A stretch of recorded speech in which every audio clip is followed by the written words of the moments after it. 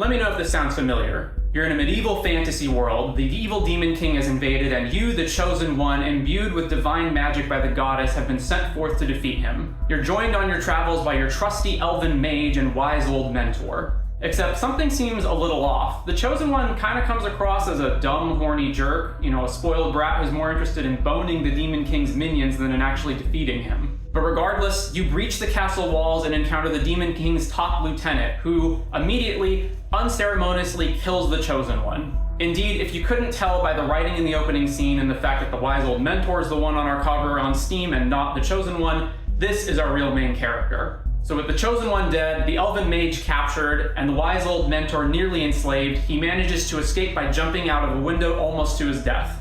Welcome to the world of the Last Sovereign.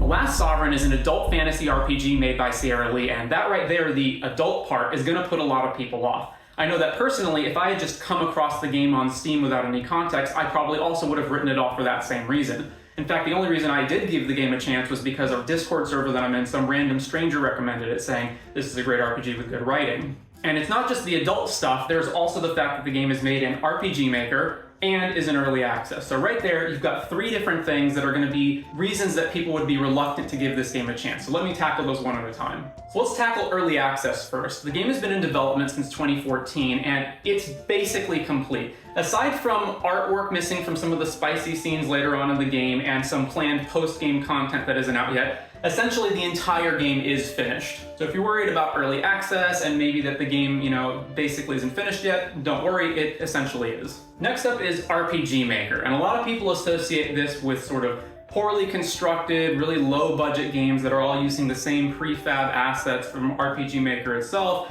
low quality graphics, etc. And while that is often the case, it isn't always. There are some great games that have been made with RPG Maker. Lisa the Painful is, for example, one that comes to mind. And so The Last Sovereign, while you definitely can tell from the art style and the graphics that it is an RPG Maker game, the game is full of unique custom assets, music, etc. So I wouldn't classify it as the kind of slop that you would expect from this sort of tag. And then there's the fact that it's an adult game, and for a lot of people, they're going to associate adult game and that kind of content with low quality. After all, why would I play an adult game when I can find plenty of free stuff like that on the internet with less effort than it would be to get it in the adult game? It might be appealing for some people because the effort involved in going through the game and getting that might enhance the material, maybe making connections with the characters might enhance the material. In general, this is treated as, well, why would I do that when I've got this? Other problems are that if you've got spicy stuff in your game, then that's a red flag for the gameplay itself is not of good quality. The writing itself is not of good quality. Why would you have the spicy stuff in the game if the game could succeed on its own? It's often used as just a crutch to prop up what is otherwise a mediocre game. Then you've also got situations where the spice in the game is totally disconnected from the gameplay. Like you've just got some generic puzzle game like Bejeweled, but with spiciness. And then you've got a lot of mediocre writing in general, especially character writing. A lot of non-consensual, creepy stuff appears in these kinds of games in a lot of cases. So I could see why people would be reticent to play a game like that. And for me, what I can say is that, first of all, while the game definitely does have spicy stuff in it, I would say that only counts for a very small portion of the game. In fact, if I was going to break it down into actual time spent, I would say the spicy stuff in the game probably only accounts for like 1% of the entire game's run. And second of all, the game is genuinely well written and genuinely good in terms of its gameplay. So the spicy stuff is there, but there is a game and a story there as well. And if you don't like the spicy stuff in the game, you can skip it. There are options in the menu to simply turn off all of the spicy artwork, and for the scenes that have text, you can just skip through them. So if it's not your jam, you can easily enjoy the game for its many other good qualities and just skip that stuff. So let's talk about the game's strongest selling point, which aside from the good content in the game itself, is the fact that it is free. which means there is no financial investment in trying out the game. You can easily try out the game, and then if it doesn't appeal to you, you haven't spent any money on it anyway. The game is funded through Sierra Leone's Patreon, and that is how the game has stayed in development all this time. And if that's not enough to sell you on it, I want to make a comparison. When Baldur's Gate 3 was coming out, one of the big things in the marketing campaign for that game was the fact that you could have sex with a bear in the game. And I haven't played Baldur's Gate 3, but as I understand the situation, it's not a bear, it's like a human that's shapeshifted into a bear, but the point was that all the marketing said, oh my gosh, you can have sex with a bear, and if you can do that in the game, one, how outrageous, how, bold is the game's writing, and two, all the amazing freedom that you have in the game to where you can do anything. And to that, I will one-up Baldur's Gate 3. In The Last Sovereign, you can have sex with a swarm of bees. Love. Bees! Love. Bees! Alright, so let's talk about the content you get in the game. So Last Sovereign, as of the recording of this video, which I'm making in June 2025, is on version 0.79.3. This is allegedly the last update before the post-game content will be added to the game. So what do we have currently in the game? Well, I started playing this game in April and finished in June. It took me 180 hours on my first playthrough to get through the game. I am a completionist if I like a game, although I would say that it will probably take a similar amount of time for you to finish the game regardless of what you do in it.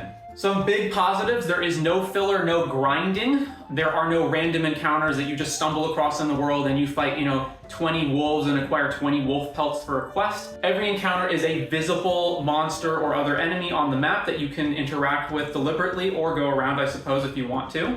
And that means that as a result, there is no endless grinding and the battles feel much more deliberate, like there's more thought put into them. Now, as far as the gameplay itself and the story itself goes, there's nothing truly innovative here. There's nothing that you've never seen before, but it is all very well executed. I would compare it to something like, let's say, Hollow Knight, where Hollow Knight is a game that it doesn't do anything unique or innovative for the Metroidvania genre, but it executes all of its points so well that it doesn't matter. It's a really great game, regardless of the fact that there's no unique gimmick or anything in it. The story is complex and competent. The characters are very well realized and are probably going to be the biggest draw to the game, as most RPGs tend to do. The game also has its novel sexual theme. So the spicy content in the game, it's not some siloed thing that's just quarantined from the rest of the game. The world building, the lore of the game, the way that the characters behave, it is all tied into those themes. You couldn't just strip them out of the game and still have the game be the same thing. They are uniquely tied into the world, the lore, and it would not be the same experience without them. The game is also surprisingly funny. A lot of the humor is just really sharp, witty dialogue. For example,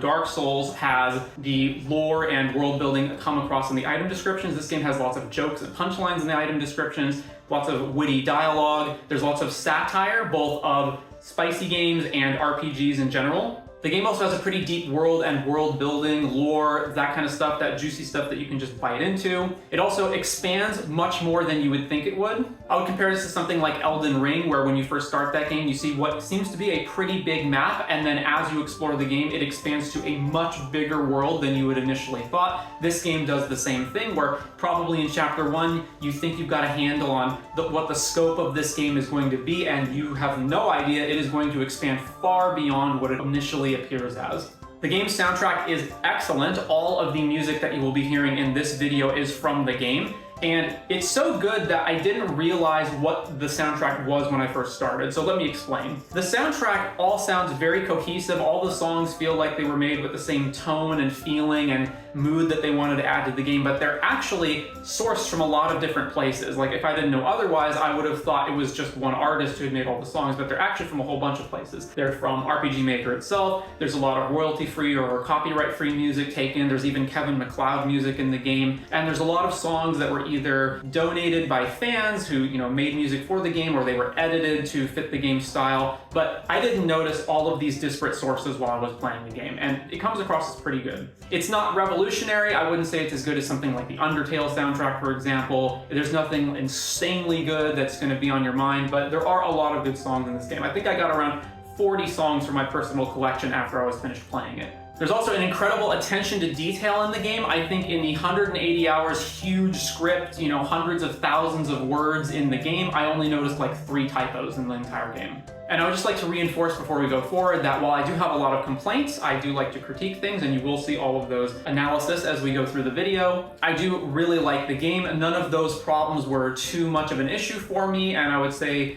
I don't like to assign number scores, but none of those problems subtracted a hypothetical point off of the score, if you will. So the game's creator, Sierra Lee, who is she? It's she, I think. I couldn't establish the gender of the author, not that I think that really matters. I did try to find a photo of them or anything online that would testify to that. Sierra Lee does sound like a woman's name, but it also sounds like a pseudonym, so I don't know. Regardless, if we move on, they are a developer who likes to make these spicy RPGs. They have a number of them, not just The Last Sovereign. The other ones are paid-for experiences, and while I haven't played any of them myself yet, I am eager to try them out now that I've completed The Last Sovereign and seeing how good it is and how well written it is. So we also have Once Ever After, which appears to be some sort of sexy Red Riding Hood fairy tale game.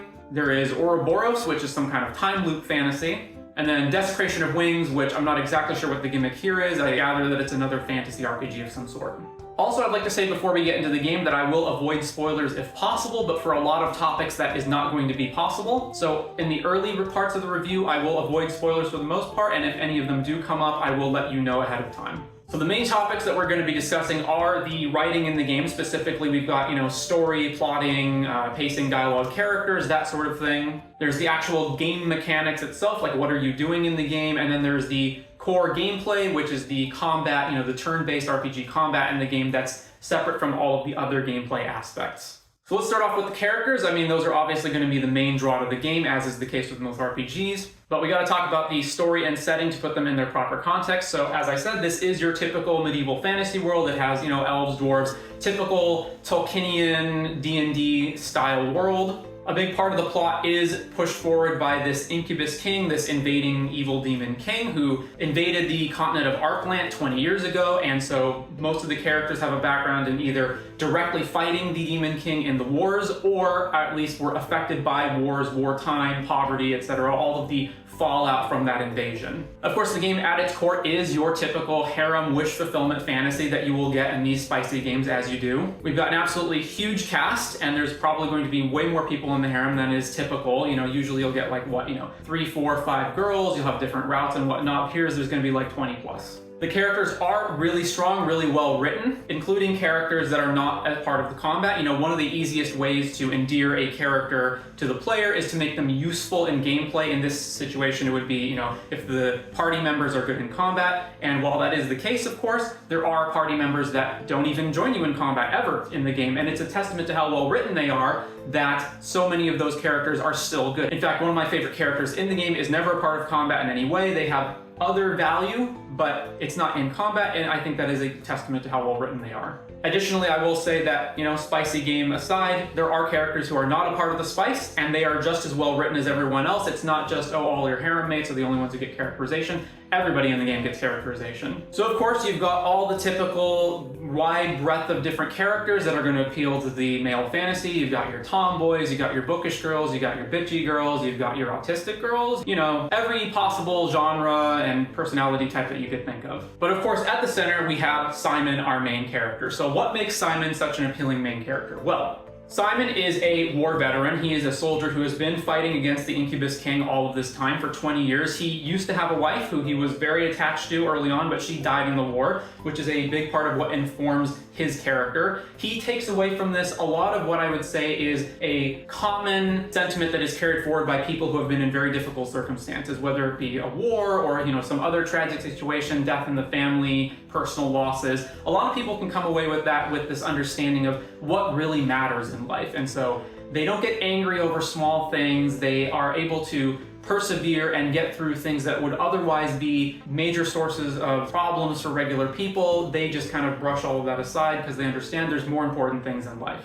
Simon definitely comes across as very world-weary. He is definitely tired from all of his experiences, but he keeps persevering, he keeps going forward and trying to defeat the Incubus King. But at the beginning of the game, he's kind of stuck in a rut. He's been going through multiple of these chosen ones. Yeah, there's multiple chosen ones in the game. They keep popping up, and trying to use those as a vehicle to eventually overthrow the Demon King, but all of that has been unsuccessful. One of the things in the game is that the Demon King is not the sole source of evil in the world. In fact, all of the nations of Arkland are filled with corruption and poverty and noble machinations, royalty abusing their power, etc. In fact, Simon even remarks that prior to the war, life wasn't that much different. One of the things is that the various nations could hypothetically overthrow the Demon King if they all came together and pooled their resources, but none of them are willing to. There is a lack of will in doing this, and there's also the fear that if anyone commits too many resources into fighting the Demon King, then they will be vulnerable to all of the other nations around them. So Simon, frustrated with the situation, uses the unique events that occur at the beginning of our story to catapult himself into a position to actually affect social change. He decides that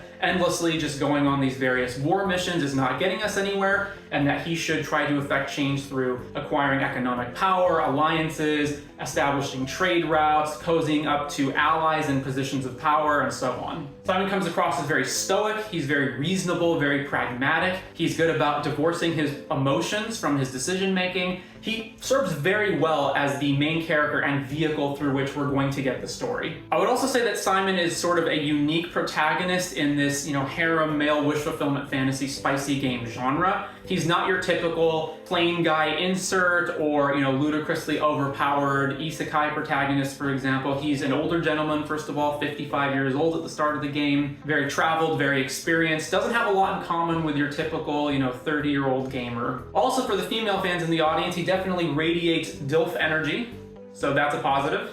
And even though I would say that Simon is the heart of the story, there is also a large ensemble cast. The various, members of the harem, they're not just side pieces or trophies that Simon acquires along his travels. They are all fully realized characters in and of themselves, and there are many scenes that take place from their point of view, extensively so. In fact, there's many points in the game where Simon is just flat out missing for hours, and you take control of the various other characters in the game. But of course, Simon isn't our only character, obviously. We've got lots of members of the harem, so who do we have first? So our first three characters who we're introduced to very early on in the game, we've got Yara the succubus. Yes, succubi, orcs, etc., they're going to make up a big part of this world. We've got Akka, the bounty hunter, who likes Simon because he is an old man. I'm sorry, Akka, a distinguished man. And finally, our third main character is Cum Dump. I am not making this easy on myself. But you know what? Ironically, Cum is probably one of the best characters in the game. She is absolutely adorable, innocent, full of life, full of bubbly, gentle, warm personality. The point is, she's great. Sierra Lee described her as a slutty puppy, and I would say that is a perfect description. She's just always a joy in every scene that she's in, and she kind of steals the show. In regards to Yara, she is our main representative for succubus culture, which is really interesting in the game. She's obviously not the only representative. There's a ton of different succubus characters, but she's at least the first one that we're introduced to and the first person whose eyes through which we see the succubus culture. And I really liked her character arc in terms of having to come out of this sheltered and somewhat naive existence, having only lived in one area and only around other succubi, and into human lands and adapting to the common sense of other peoples. Which is why I was somewhat disappointed with how this arc eventually goes, where she initially starts to learn more and adapt to more of human culture and learn restraint and not to be so overt and aggressive with her sexuality, but then later on in the game it seems like she kind of backslides a bit, never fully to how she starts off, but at least she's more inappropriate than I would think she would be by that late in the game.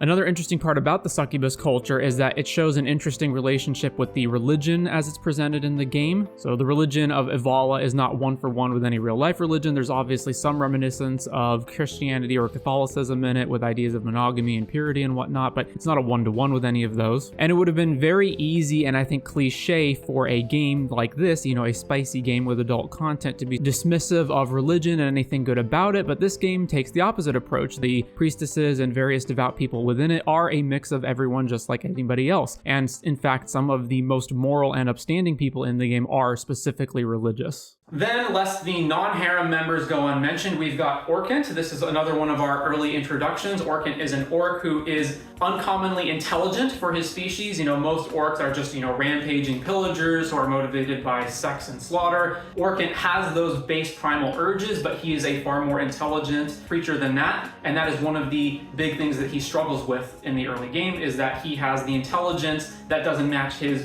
bestial nature, and he has to fight against that. You acquire him pretty early on in your travels. He becomes your best bro. Orkant is definitely your best buddy in the course of the game. You go out drinking with him at bars, you have philosophical conversations, he's great. And this is what I'm talking about when I say that there are great characters in the game that are not just, male wish fulfillment stuff. Orkant is awesome. Then there's Robin. She is a young mage in training, and she is Simon's adopted daughter. So he didn't have a biological daughter with his wife. After his wife died, he adopted an orphan and raised her. So she is currently off being educated at the Magic Academy at the beginning of the game. I don't have a lot to say about her right now. I would say that Simon, Yara, Akka, and Kum, and Orchid to a degree are mainly the main characters that you're introduced to early on, and getting further into that is kind of getting into spoilers. So I do have things to say about characters later in the game, including Robin, and more to say about the characters I've already introduced, but I will leave that until later to avoid spoilers. Ironically, even though this game on its surface would appear to be male wish fulfillment fantasy, and don't get me wrong, it is that, because of the huge cast of predominantly female characters, it means that the game mostly has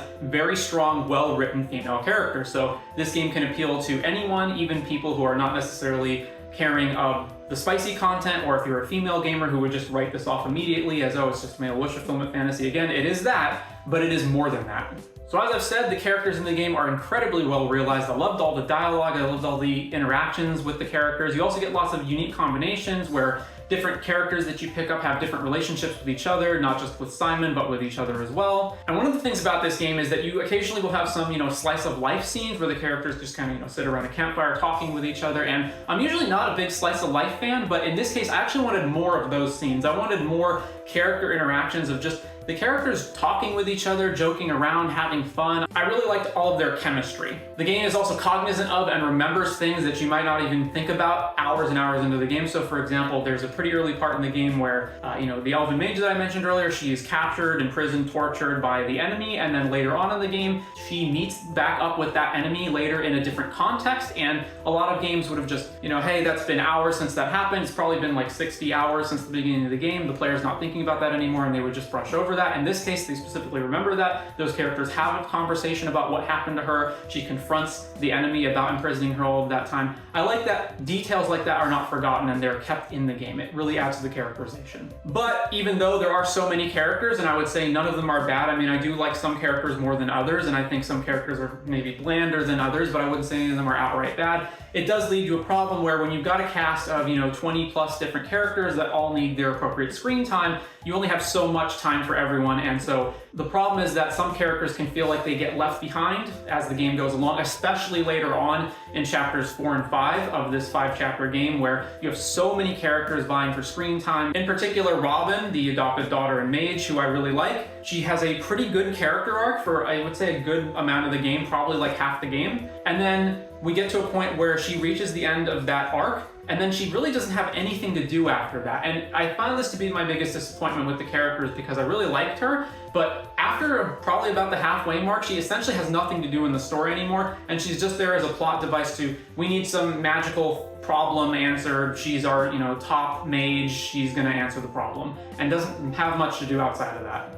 You also have characters like Eliani, who are, again, I'm avoiding spoilers, but she's a character that's introduced much, much later on in the game, super late into the game. And the problem is she's introduced so late that there just isn't a lot of time to delve into her. She gets some characterization, again, I'm not saying that she's bad, but she gets a lot less than what you need considering how far into the game it is before you find her. I also didn't like the direction that a lot of the characters went with how the harem aspect is handled. Now, obviously, again, it's spicy game, male wish fulfillment fantasy. A big part of the appeal of the game is going to be collecting all of these different women and adding them to the harem with all their unique personalities and different traits and abilities and whatnot. But it kind of becomes ridiculous at a certain point. Now, I understand there's a difference between realism and believability. So is it realistic that one man would have a harem of like 20 women? Of course not, it's totally unrealistic. But is it believable? Well, there are women with personalities who I could believe would join up with this harem, that they would have the temperament, and there's people in real life who have polyamorous relationships, it's fine, but it's a difference between realism and believability. So it's one thing for a bunch of women to join the harem. It's another thing for religious priestesses who believe in purity and chastity to join up with the harem, who have notions about sex and monogamy, but they're in it somehow. Or powerful, noble royal figures where it would be an enormous scandal if it was found out that they were in this kind of relationship, heredity, succession of the throne, etc., but yet they're in it too. Additionally, early on, there's a lot of what I would consider to be kind of coercive nature in how a lot of the women join up. So a big aspect of the plot is that pretty early on, Simon is implanted, unbeknownst to him, with what is considered an incubus shard. The incubus king has these, corruption powers, which allows him to have, the sexual prowess, the ability to draw women to him, etc. And Simon is given a minor version of that, which is how the whole harem thing gets rolling in the first place. But unfortunately, that leads to a lot of situations where, the women are corrupted by evil magic, and the only cure is Simon, the male lead, to join with them. Now, to be fair, none of the women go into it unwillingly. Non-consent is not a part of this game, at least for the main character. But it does feel a little forced and coercive, at least early on in the game. There's also the fact that a lot of the characters, while they might have good or believable reasons to join up with the harem, they don't have a lot of good reasons to stick around. So for example, okay, you were corrupted by this evil magic, you need Simon to join with you to cure you, okay, that makes sense, but then why would you continue to be in this situation when you don't need to be? The character designs themselves are pretty good, from the little, pixelated city sprites to the busts that you see in combat to the portraits that accompany the dialogue. They're all pretty good. There is sometimes a mismatch between what the characters look like when they're talking normally and the rare occasions when you see them in combat from the other side. Sometimes they look like, they match pretty well. Other times it looks like a completely different artist drew them, but that's pretty rare. Overall, I would say, while again, there are character designs that I like more or less than others, none of them are bad. So let's talk about the wish fulfillment harem aspect of this. There is this undercurrent of unreality that pins the game that I've talked about before. It's not just about, who would join up with a harem situation or stick around in it. There's also this underlying feeling of, it doesn't exactly make sense that this situation would even happen in the first place. Nobody in the harem has parents or siblings or colleagues or anybody else that might need to be confronted or might need to have a conversation about this, they don't approve. In the game, we've got characters who are orphan, orphan, orphan, orphan, orphan, orphan. She has a mom and she's hot. Orphan, you get the idea. You've got important authority figures like queens who are in charge of entire nations, who have things to worry about like succession and heirs to the throne and having political alliances through marriage, and yet they're going to join up with the harem somehow. Wouldn't this be a gigantic scandal if anyone found out? The idea that they would even entertain joining, even if they keep it a secret, is just kind of implausible. There's also the fact that the topic of children is never discussed. Like, hey, we have this whole big harem that's all, joining our main guy. Do any of the women want kids? Is that going to be something that they're, looking for later in life? It's just never broached, except for one part in the game where one of them asks to be impregnated, and it seems like it's just treated way too lightly for that kind of request. And then another thing that I noticed as I played the game was that nobody has a last name. Everyone just has a first name, or maybe they have like a title, queen of whatever nation, but nobody has last names, and I'm not really sure what to make of that. Other than that, it just adds to the feeling of unreality. There's a lot of characters in this game. I think most of them are good. I could spend forever talking about them, but I'll just highlight a few. So Miguel was one of my favorite characters in the game. She is a merchant who you meet pretty early on. She's also one of the characters that's more reticent to join the harem than any of the other ones. Everyone else joins fairly easily, I would say, whereas Miguel, it takes a significant amount of time to convince her. She's very against it and even causes problems as a result of getting into this situation. She is the one who primarily handles the investments and finances in the game, and she is the main one that I was talking about when I said that there are characters that I think are really well written, who I enjoy, who are not a part of combat. She's never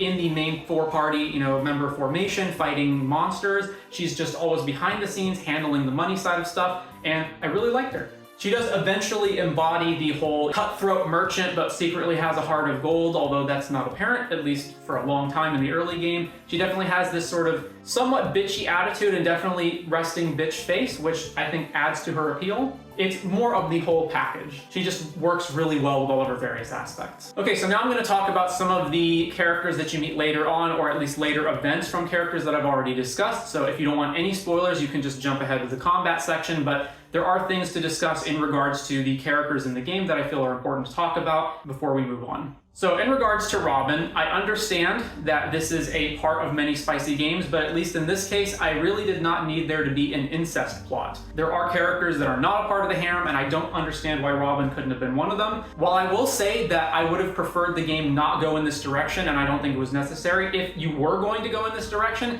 it was handled about as well as I could have hoped. There's a lot of pretty important, serious conversations that happen between Robin and Simon. They work out what exactly their relationship is with one another. I don't don't buy at all the whole non-blood relation thing. I think that's just an excuse. The game even does mention that as well. They say that alone is not a reason for them to get into a romantic relationship between each other. But the point is, if you were going to do this, they handled it about as maturely as they could. Then we have Orlys and Lenine. So these are the characters that I think are done the most dirty by the plot. So right off the bat, I have to say that I don't dislike either of them. In fact, I like them. I don't think they're as interesting as other characters in the game, but I do like them. However, I think the way they're introduced is sort of an issue. So they are your main contacts when it comes to gaining allies in the Elven Kingdoms, and they're essentially going to act as ambassadors going forward through the game. And they're the ones who, have the primary political influence that you need when you're interacting with the Elven Kingdoms. My issue with them is that they are introduced to having a romantic relationship with Simon, I think, way too quickly. It's not clear exactly how much time passes when you're in the Elven Kingdom segment of the story.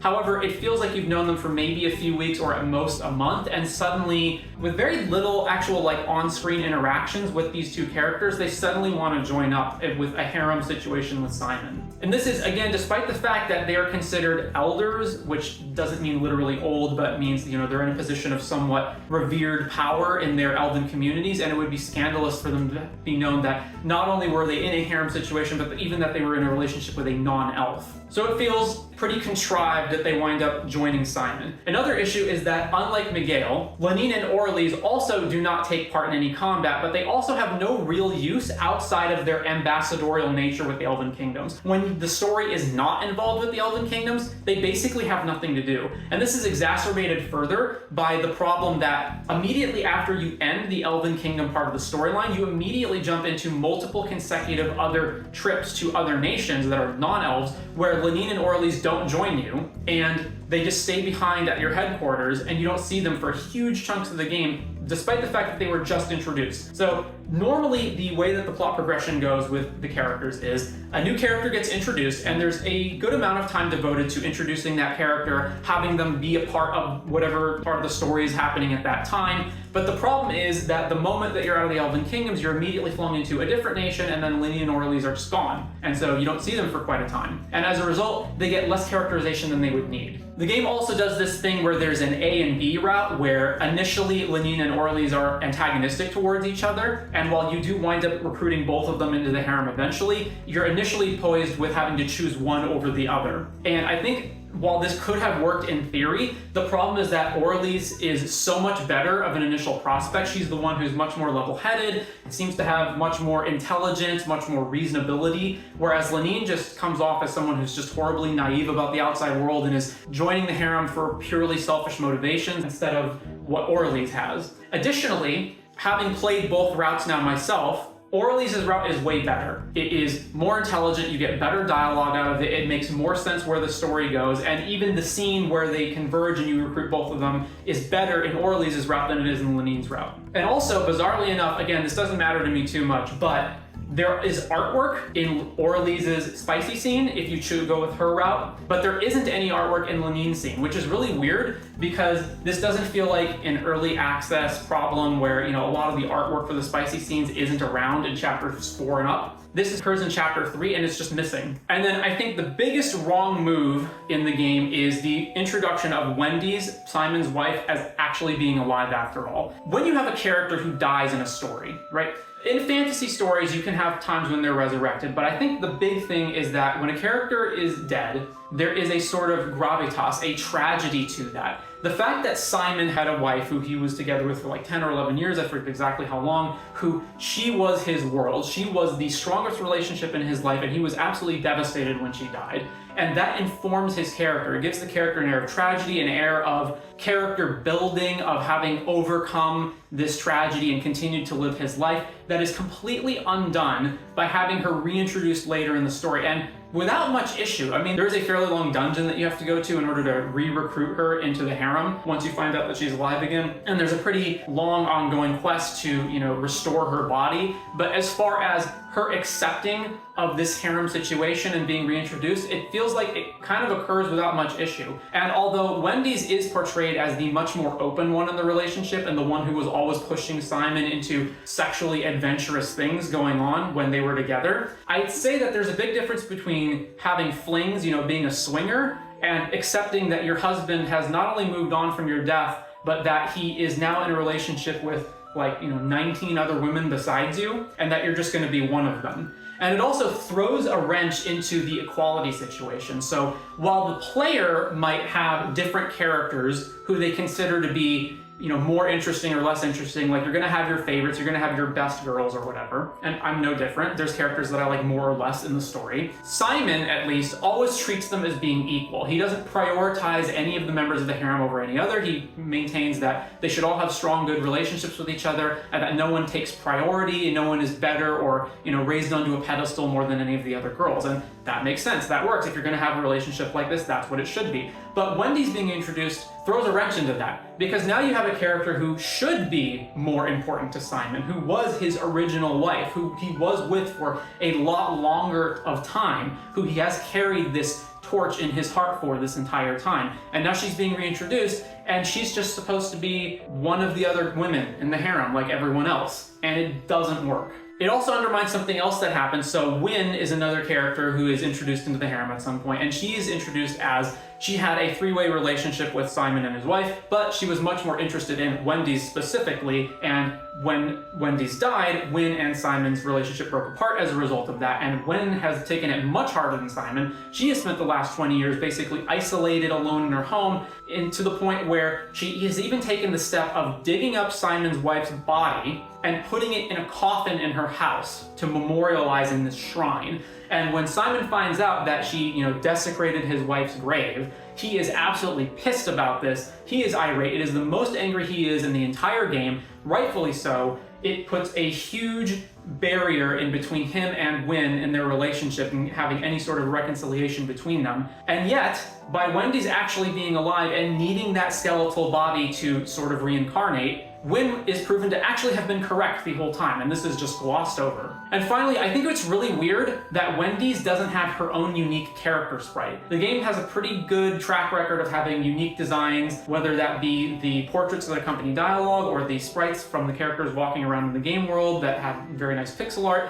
And for whatever reason, Wendy's character, her sprite matches the sprite of multiple other characters in the game to where it isn't unique. It's not even the first time that you see this sprite. And I think that was a really weird choice, considering how much time was put into unique sprites for all the other characters in the game. Her not having one it just feels like a weird oversight. All right, so let's talk about the combat in the game, the primary gameplay. So this is your typical turn-based RPG combat. You've got, your 4 party members that you can choose from the assortment of different characters who you have. You group them up, you go fight the enemies. It's turn-based, you select your attacks, you queue them all, the enemies attack you on their turn, etc. This is nothing unique, this is nothing innovative, this is the same kind of stuff you've seen everywhere. Now I will say, I personally am not a fan of turn-based RPG combat. I don't think it's inherently flawed. However, I am struggling to think of a game that does it in a way that I found to be fun. Most games with turn-based combat that I've played that I've enjoyed, it's either a hybrid situation like Undertale where there's real-time elements in it, Super Mario Star Saga with Mario and Luigi,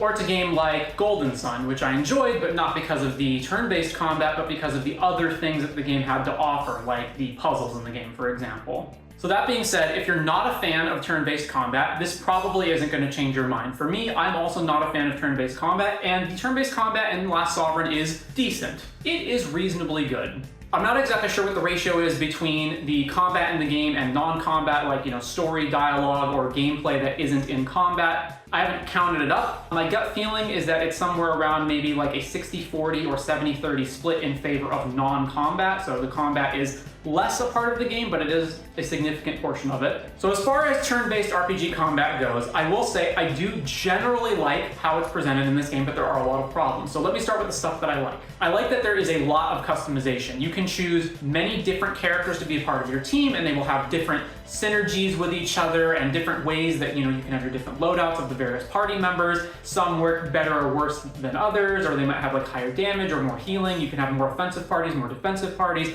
parties that are made up of magic attacks, parties that are made up of sexual attacks, parties that are made up of physical attacks, parties that are mixes and matches of those. And there's just a lot of different options that you have. And while there are times in the game where there are definitely optimal party loadouts and equipment, there's a lot of room for customization. And there's usually multiple different ways of tackling different encounters. fighting enemies. I mean, obviously you'll have, okay, this enemy's weak to fire, you want all of your party members that can deal fire attacks, but there's oftentimes a lot of, mixing and matching, and so the game feels very rewarding in that way when you get a particularly good party formation and you're tackling the encounters in a good way. But then what I don't like is that the turn-based combat falls into a lot of the same problems that the turn-based combat and all other RPGs falls into. So you have the same cookie cutter formula, you've got your 4 party members, you usually want a healer on the team if you're going to a particularly difficult fight, your typical 3 fighters and 1 healer. You got this one problem where you would naturally think that if you have an area of effect attack, an attack that deals damage to multiple different enemies, you would obviously want to use that, in combat encounters where you have lots of different enemies, and sometimes you do,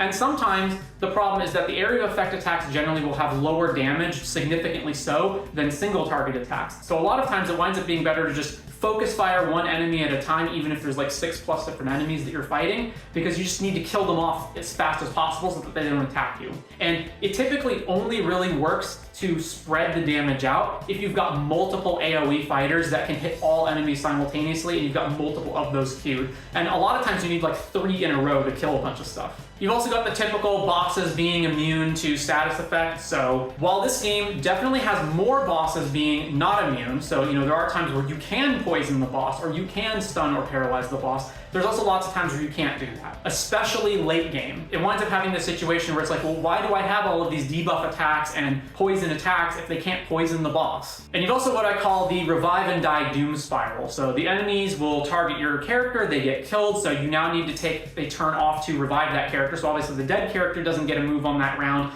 and the character who you're selecting to revive that character now has to not attack the enemy but revive them, and then they get revived, and then the enemy just kills them again, and now you've got to take time off to revive them again. And oftentimes they'll revive without full health, so maybe they could tank the enemy hits at full health, but because they're being revived at like half health, now they just die, and so you keep looping that over and over. You never get an opportunity to actually counterattack the enemy, and you wind up losing as a result. And it's not just reviving, it could be that your team takes so much damage that you need to constantly spend time healing, and that's time that you should be spending fighting the enemy, but you can't spend that time doing that because you need to keep raising your defense buffs and healing, and so you just wind up only doing that every turn and you get killed. And then there's also the problem that whatever buffs that you have are not preserved after being revived. So let's say you have some defense buffs, and then the enemy kills your character. When you revive them, those defense buffs are not applied again. So now your character that just died with defense buffs on them is now in a situation where they don't even have the defense buffs. They're definitely going to get killed again. And this just adds to more obnoxious, annoying RNG problems where sometimes the enemies multiple of them will focus fire on one of your characters and kill them, and then sometimes they spread the damage around, and so sometimes there's literally just nothing that you can do. You just have to go into the fight multiple times before you can beat them. So then there's out of order healing, debuffing, and attacking. So normally, the way that the combat system works is that you don't just queue up all of your abilities and then all of your team takes their turn and then all of the enemies take their turn. Everybody has their individual agility score, which determines how fast they are. And so sometimes the enemies are faster than you are, or there might be a mix and match where some of your moves go off and some of the enemies' moves go off and then some more of your moves go off, and then you get the next round. So this would be an issue if you needed to heal, but the enemy could attack you before you healed. So as a result, the game prioritizes healing over any other move. So heals get to go off faster than anything else. Now the problem with this is that this isn't always the case. So what you can wind up doing is you try to heal your team, or you try to raise, defensive buffs so that you don't get killed by the enemy's attacks, and then they will still take their turn before you do, kill your team, and then you can't heal a dead character, so then your healer will try to use their healing move on anyone else who's alive who may not even need it, but you still have a dead character now, and now you have to take your next round again, reviving the character who just died. This also winds up in a lot of times in like wasted turns. So for example, let's say that you want to heal a character who's at low health, but they get killed before your heal goes off, then you try to heal the character, but you can't because they're dead, so you waste your heal on someone else. Or maybe you have multiple different enemies, some are weak to fire, some are weak to ice. You want to kill the fire weak enemy first, so you queue up all of your fire attacks to kill that enemy. The enemy dies on one of the attacks and you still have multiple in the queue. They immediately automatically retarget the next enemy who is resistant to fire, so then you shoot your fire moves at them, and it barely does anything because they're resistant. I understand that if you had to manually reselect attacks in between different attacks, that it would make the combat encounter significantly longer. I don't necessarily think that there's a good answer to this, but it is annoying that you can have a lot of turns with just straight up wasted moves. As I mentioned earlier, there are no random encounters. This means there is no filler, there is no fighting endless trash mobs to grind levels over and over. As a result, the fights feel very deliberate. It feels like every one of them was thought through and placed to be either an interesting challenge or something that was going to help you progress in a certain way. This also means that without grinding, without random encounters, the game can craft a very balanced experience. The game always knows how much currency, how much experience points you can have at any given part of the game, and so it can exactly tailor that challenge to you. A lot of these RPG leveling up games have this problem of there's all of this optional content in the game and the designer has no idea how much of it the player is going to do, so you can be under or over leveled for different areas and things can be much harder or easier than they should be, and that is not going to be an issue with The Last Sovereign. However, this comes with its own problems. Because everything is a one-off, there is no grinding, there are no recurring enemies, that means that all enemies are effectively mandatory. There really is no side content, there are no side enemies, side dungeons, side bosses, because if you're not fighting everything that you have the ability to fight and getting every point of experience and currency and unique item drops that you can get, then you're just kneecapping yourself as the game goes on. I went out of my way to try to fight every single enemy in the game. I'm not sure what the experience is like if you don't do that. I imagine you don't literally have to fight every single encounter, but if you're skipping a lot of it, I would imagine that you would be pretty underleveled and things would be much more difficult later in the game if you don't do that. But with that being said, it's not like there's hundreds and hundreds of encounters. There's usually somewhere between like 3 to 10 on a map. It's not an enormous amount. And again, while I'm going to stress, I don't like random encounters, I don't like endless grinding, the alternative does come with drawbacks. So, for example, because you can never acquire any more currency or items than what you already have, it means you hoard everything. You never want to use any of your consumables, your healing potions, your revival potions, anything like that, because you can only get so many of them, and if you use them all up, you can't get more unless you have the currency for them, and you can't get more currency than what the game will give you. It also means you never want to sell anything. What if you sell an item and then you need it later? And as a result, I became a hoarder. I would never sell anything unless I had to, and I would never use any items unless I had to. So for example, the only times that I would use any sort of healing, MP recovery, or revival potions is if I literally couldn't get through a fight without using them. And don't get me wrong, I do think this is better than the alternative, but every system has its drawbacks. Ultimately, I would have preferred if the game just full healed you between every encounter. I don't understand why the game can't just max out your health and MP between each encounter. It wouldn't make the game that much different, I don't think. In fact, there's even areas in the game where you're in a dungeon, but you can leave the dungeon and go rest at the rest stop and recover all of your health and MP, and then go back to the dungeon. So what this winds up being is pointless busy work. As you exit, run all the way back to the rest point, heal, run all the way back to the dungeon. I don't understand why, for situations like that, the game couldn't just full heal you in between each encounter. I understand that there are some dungeons in the game where you slowly draining health and MP as you go through the fights is the point, but there's many more times where it isn't, and so it just feels like the game is wasting your time when that happens. And in fact, one of the earliest characters that you get in the game is a healer, and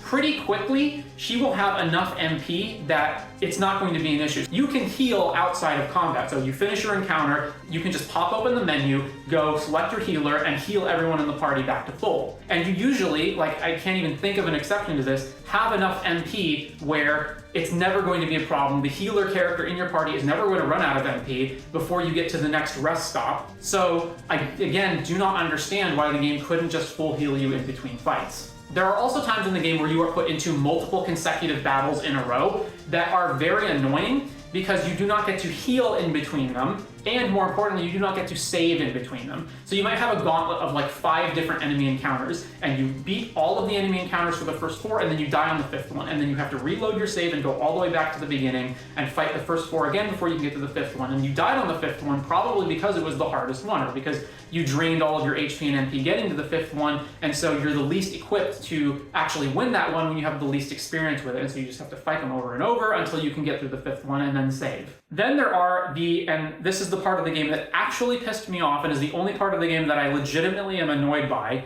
is the bullshit optional boss fights. Now, a lot of these battles are optional, but they're not really when there's no grinding. So every encounter in the game is basically an encounter that you want to have because you never know, am I going to need that experience? Am I going to need a unique item drop from that encounter? So you want to fight all of the optional bosses, so they're not really optional. And the problem is, a lot of them are incredibly difficult in a way that is not fun or fair. So a lot of the time, the problem is that they either deal so much damage that they can just party wipe you immediately, or they will inflict horrible status effects on your party that render all of your characters disabled, and so you can't actually continue the fight. And this would be fine if it was a matter of the fight is like a puzzle where you have to figure out the correct moves and sequence of abilities that you need to use in order to get through the boss. But there is also RNG in the game. There is RNG when it comes to critical hits. There is RNG when it comes to resistances and whether the characters are afflicted with status effects or not, how much damage they take even regardless of critical hits, and which of your characters gets targeted. Sometimes you go into a fight and all of the enemies in the fight target your one character and that character gets killed immediately. Other times they target different characters and then you still have all of your characters alive and you can use all of their moves before the next round.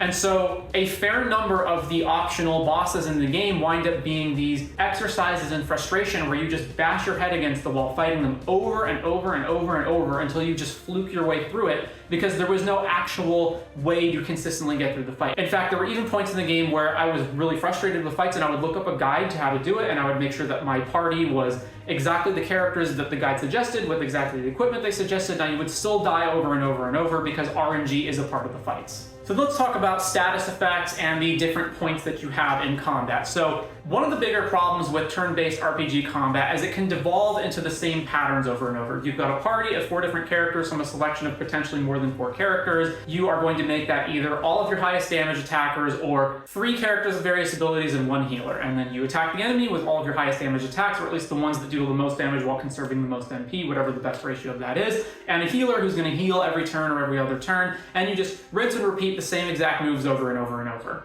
Now, the Last Sovereign distinguishes itself by having other things going on, and that's mainly through the different status effects. So while a lot of the time your best option is to just focus fire, deal as much damage to the enemy as possible, as quickly as possible to kill them all off, a lot of times status effects also come into play. So it's a matter of how can your characters resist the status effects that the enemies are inflicting on them, and what status effects do you need to inflict on your enemies in order to defeat them. Can you blind them so that they can't land their hits? Do you need things that resist certain types of elemental damage, like the enemy deals fire attacks, so you need fire elemental equipment? Do you need to debuff the enemy so that they deal less damage, or buff your team so that you can overcome the enemy's defenses? And as a result, combat feels more deliberate, like you have to think about it more. There's more of a puzzle element to it of working out how to beat the enemies than just spam your attack over and over. Now that's good in one area, but it's really bad in another one, which is that the status effects last way too long. So some status effects are not so bad, like your character's blinded, which means they're much more likely to miss their attacks, but you can still land hits, even if you're blinded. Other ones are really, really bad, like your characters can't use any of their special moves, they can only use their basic attack, which after the early parts in the game are basically useless. So if you can't use your special moves, your character may as well be disabled. Or your character is literally disabled. They are stunned, paralyzed, you're not able to take any actions on your turn, so the character just sits there doing nothing.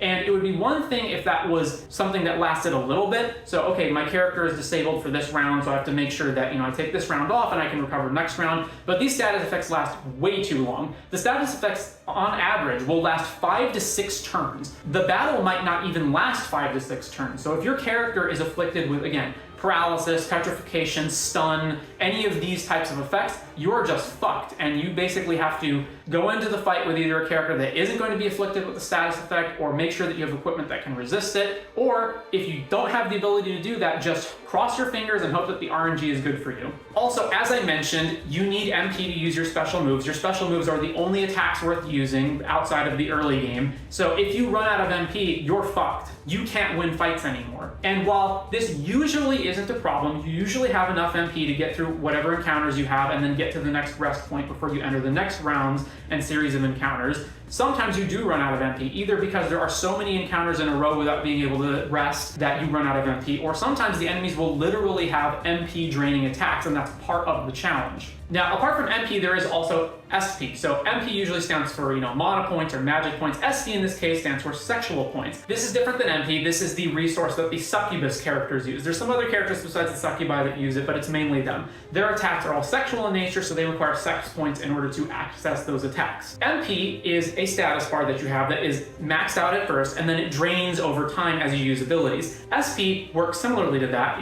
You use an ability that requires a certain amount of SP, and that uses up that amount. However, SP by default starts at 0 and it accumulates and grows over time in combat, usually by getting hit. Now the problem is if you're starting out combat at 0 SP, that means you can't use any of the special moves for those characters until you fill up the SP meter. Now there is a way around this. There are SP preserving items. What do I mean by that? So let's say you end an encounter with 100 SP points. You have the maximum amount. If you have an SP preserving item equipped to your succubus, then when you go into the next encounter, she starts at 100 SP instead of having to build up from 0. So obviously this is a way around it. What this means though is that for those characters, you always need to have an SP preserving item in your offhand slot, and you cannot equip anything else because otherwise the character is basically useless. And that takes away, I think, from the customization aspect. Now I'm not thinking about, okay, what's my best offhand item? Because the best offhand item is always the SP preserver. There are also problems with encounters that have multiple enemies versus one enemy alone, or at least fewer of multiple enemies. Sometimes you'll have, enemy encounters that have like 2, 3, or 4 enemies, and then sometimes you'll have way more than that. And the problem with this is that combat can oftentimes just shit the bed as a result. So there's lots of games that do this. Dark Souls, one of my favorite games, has this problem of one-on-one encounters are usually good, whereas the combat system just doesn't work when you have multiple different enemies fighting you. It's the same deal in The Last Sovereign, where the best move is to just focus fire and kill the enemy as fast as possible so that there's fewer of them to attack you. And that winds up making it so that fights that have one enemy, or at least few enemies, are significantly easier than fights that have multiple enemies. Even bosses, where there's only one enemy boss, are usually easier than encounters that have like 5, 6 plus different enemies that are all fighting you, because your attacks can usually only hit one at a time. There's also the problem of that enemy attacks happen so fast in terms of how they're graphically presented to you that you oftentimes don't know which enemy is making which attack. So let's say there's multiple enemies and they're different kinds of enemies, and one has a particularly high damage attack. So you want to make sure that you kill that enemy first. But when it's the enemy's turn and they're going through their different attacks, it cycles between them so fast that oftentimes it's difficult to tell which enemy it is that's actually attacking you and which one is using the highest damage attacks, or which one is using the status inflicting attacks, etc. Now there's options where you can go into the menu and you can make it so that the enemy attacks go quicker, that they don't show the animations, but even default combat with the animations on, it's still too fast for you to tell. I would have really preferred if there was a big highlight or some other graphical representation of the enemy. I understand that their portrait appears on the side, but again, it goes way too fast for you to actually gauge that. And this also creates situations where fighting the epic boss enemy at the end of a story arc that should be this big climactic encounter is often not the case, because the enemy will show up as just the one boss with no minions or anything, and you can just focus fire all of your attacks and debuffs and status afflictions on that one boss. They can only do one attack per turn, and as a result, they wind up being way easier than oftentimes fights against just trash mobs, but there's so many of them that it's more of a problem than fighting the grand climactic encounter against the boss that you've been trying to beat for 3 chapters. You also have many times later in the game where your characters will continue to get new abilities as they level up, and what happens is you can only display, I think it's 8 moves on one page, and then you have to scroll down to see more moves. And so a lot of times I would just forget that those moves even existed. Like I wouldn't even consider them in my arsenal of attacks because I can't even see them, I forget that they're there. This is particularly annoying with things like, so for example, Robin gets this ability called Ambient Mana, where you can 3 times during a battle refill some of her MP gauge, and there's a cooldown at the start of the fight and in between each time of you using this. And the thing is, this ability goes off the page, so you have to scroll down to use it. And a lot of times I would either forget it's there, or I would forget when the cooldown finished, and I don't understand why this ability doesn't just go off automatically. There's never a situation where you wouldn't just want to use it unless you're already at full MP. But to the larger overall issue, it's just a problem in general that abilities go off the page and you have to scroll down in order to see them. There, I think, could have been an easy consolidation of a lot of abilities to make them fit on one page. So for example, going back to Robin again, she has her initial ice, fire, and lightning attacks, and then later in the game when she levels up, she gets stronger versions of those ice, fire, and lightning attacks. I don't understand why those couldn't have just been evolved or upgraded versions of those original abilities and just strike those original moves out of her moveset. There's never a time when you want to use the less damaging versions of the move unless you either execute them by accident, or you know that the enemy that you're fighting is weak enough that you can kill them with the lower damage move, and so you may as well conserve MP, but that basically just almost never happens. So there's a lot of moves, and not just with Robin, with many characters. I think probably every single character in the game has moves that could have just been eventually consolidated into more moves. And this actually does happen. There are lots of characters in the game where their moves get consolidated. In particular, Simon has a lot of moves that evolve into other moves. In particular, he has like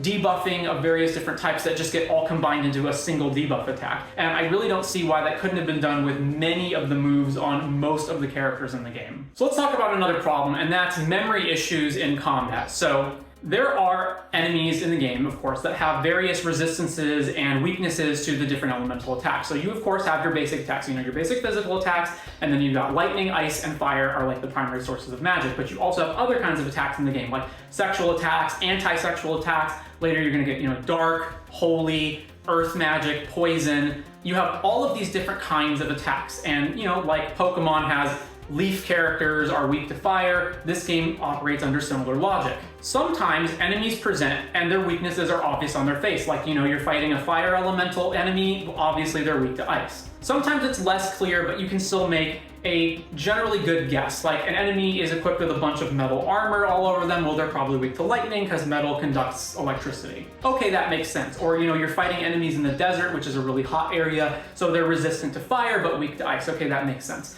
But then there's lots of times, and in fact, probably the majority of the time, where the weaknesses on the enemies don't have any intuitive sense to them. So here's a sand statue. It's an animated statue of sand. What do you think it's weak to? Well, intuitively, I would think, okay, I know that when you superheat sand, it becomes glass, so maybe it's weak to fire or lightning. No, the sand statue is weak to ice. Of course, what are you, stupid? And this applies to so many enemies in the game. And in fact, there's many enemies that are just amorphous demonic entities that don't have any particular form to them, and so there's no intuitiveness. Or sometimes the weakness is exactly the opposite of what you would expect. And if that's all that was the case, that would be fine. You would fight the enemy and you would, through trial and error, use different attacks on them, and you would eventually figure out what attack it is that they're resistant and weak to. But it's not that simple. So memory issues become a problem. You're often encountering many different types of enemies, sometimes for the first time, and it can be difficult to remember which enemies are weak to what. Additionally, this game is really, really long. Sometimes you're fighting enemies in a dungeon that you've encountered, and then there's a huge gap where there's a bunch of story and different things happen outside of combat. You might not encounter that same enemy for 20 hours. Are you going to remember what the enemy was weak to when you encounter it again? Of course you're not going to remember that. Even in my second playthrough, I still couldn't remember which enemies were weak to what. Why can't the game just graphically show you what an enemy is weak to after the first time that you've damaged it? So like, I shoot an enemy with lightning, it's weak to lightning. Can it just have an indicator next to it that says what it's weak and resistant to? And this becomes more of a problem when you have enemies that have the same character model, but they're just palette swaps of each other. And the palette swapped enemy has different weaknesses and resistances, sometimes the opposite of what the original had. Sometimes you have enemy models that is literally the same model, but they just have a different name. And this just becomes an enormous problem with memory issues. And so a lot of the time, I would just get frustrated and I would stop caring to figure it out. And I would just go look up a guide. What is this enemy weak to? I don't want to have to waste turns attacking them with different moves to try to remember which one it is. There's also some other quality of life problems that, aside from the ones that I've already mentioned. If you ever hit the right arrow key when you're on the rightmost member of the party, it will skip anything that you haven't queued. So let's say you have a character that has an ability that you want to use and they're all the way on the right side of the party, but you then want to go back and queue up abilities for all the other characters. If you accidentally hit the right arrow key and you're on the rightmost character, it will just skip all the characters that you didn't queue. I don't understand why this is the case. I don't see any reason that this needs to be the case, and the only time I ever did it was when I did it by accident. There's also just basic unclear information. So for example, basic things like what do your stats do? Now some of them makes intuitive sense. Like, okay, you have an attack stat, presumably having a higher attack stat means you do more physical damage. But what does luck do? It's not in the manual, the game never explains it. Well, what luck does is it raises the likelihood that you're going to inflict a critical hit or inflict a status effect on the enemy or debuff them. And similarly, that your characters are more resistant to being afflicted with debuffs, status effects, or getting critically hit. But remember, the game doesn't tell you that. Or magic. What does magic do? Well, intuitively, I would think it increases the amount of damage I do with magic attacks, and it does do that. But it also increases the amount that you heal for. Again, the game doesn't tell you this. There's also buff and debuff stacking. So when you initially use a buff or debuff skill, it raises the points or lowers the points on the enemy by a certain amount. So let's take Karina's Shield of Purity as an example. So you use Shield of Purity, and it gives all of your characters a +5 defense debuff. But if you use Shield of Purity again, it doesn't then raise your stats to +10. In fact, a lot of people might accidentally believe that it doesn't do anything. Well, what's actually going on is that you can stack buffs and debuffs one time. So if I use Shield of Purity and I have 5 defense, I can use Shield of Purity again and get 5 defense twice. This is what the icon looks like for a buff, and this is what the icon looks like for a double buff. This is incredibly unintuitive and very easy to miss. And so for the longest time, I think for the first half of my first playthrough, I didn't realize that you could double stack buffs and debuffs, and so I just never did that. And a lot of fights were harder than they needed to be as a result. I really don't understand why this couldn't just say +10 rather than 5 twice. And also, the game teaches you pretty early that you can interact with things in the environment to acquire items. So normally, things like shields or swords on the wall, you would assume that they're just, ornamental, they're just decorations to make the place look livelier. But there are actually multiple times early in the game where you can just take swords and shields and whatnot off the wall, and you can acquire those items and sell them off or equip your characters with them. But very soon after the early parts of the game, you can never do this again. It's teaching you to look for things in the environment that you can take because they're items that you can acquire, but then you never do that. And finally, I want to talk about synergy skills. So in concept, I like the idea of synergy skills. The various harem members of the party, as their relationships advance and they get to know each other better and they get to fight in combat with each other more, they get various synergy skills. So, the fighter learns something from the mage and they get a more magical attack. The mage learns something from the fighter, they get a more physical attack. Or they just gain various skills that are going to be useful to one degree or another in combat. But those synergy skills are tied between those characters exactly. So let's say you have a character A and character B and they get a synergy skill between them. You can only use the synergy skill if you have both of those members in your party in combat. If one of them is missing from the party or they get killed in combat and you have to revive them, you can't use the synergy skill. So what you wind up with is you have this long list of different synergy skills that you have with various members of the party that every character has with every other character, and they're all different. And it's incredibly difficult to remember who has synergy with who, what are the synergy skills that I'm going to prioritize higher than anyone else. And so as a result, this winds up oftentimes being just an afterthought, or you prioritize one specific synergy skill just because it's really good, and then you forget about all the other ones. And maybe there would have been balance issues if you could just use the synergy skills with whoever, but I really don't think this would have been a problem. And instead, it just makes a situation unnecessarily confusing as you try to mix and match all the skills and remember who does what with who. And I think it's a missed opportunity where just a lot of the synergy skills you just never use because you never have those characters in combat at the same time with each other. But combat isn't the only thing that you're doing gameplay-wise. There is an enormous amount of choices and consequences in the game. So let's talk about that. There is an enormous amount of world building, and it definitely feels like a very lived-in world with ongoing disagreements, and there's trade routes and alliances and economic disputes and politicking. It's a lot more involved. Again, not something that you would consider to be a core part of your typical spicy game.